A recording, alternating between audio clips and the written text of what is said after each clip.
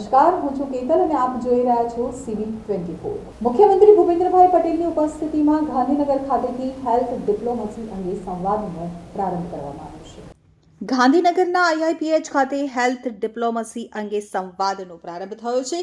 તો ભારતે કોરોના કાળમાં વડાપ્રધાન નરેન્દ્રભાઈ મોદીના નેતૃત્વમાં 100 કરતાં વધુ દેશોને વેક્સિન અને મેડિસિન પહોંચાડી અને વિશ્વ મિત્રની ભાવના વધુ પ્રબળ બનાવી છે।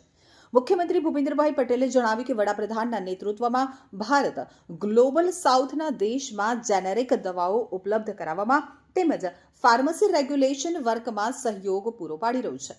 આ સંવાદનો મુખ્ય હેતુ ગ્લોબલ સાઉથ દેશોમાં ભારતીય નીતિઓ અને શ્રેષ્ઠ પ્રણાલીઓમાં સંભવિત યોગદાન ઉપર ચર્ચા મંથન કરવાનો છે।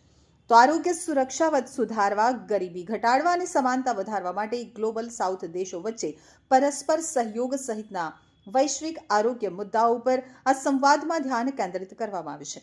આ પ્રસંગે મુખ્યમંત્રીએ જણાવ્યું હતું કે વડાપ્રધાનના નેતૃત્વમાં ભારત ગ્લોબલ સાઉથના દેશોમાં જેનેરિક દવાઓ ઉપલબ્ધ કરાવવામાં તેમજ ફાર્મસી રેગ્યુલેશન વર્કમાં સહયોગ પૂરો પાડી રહ્યું છે।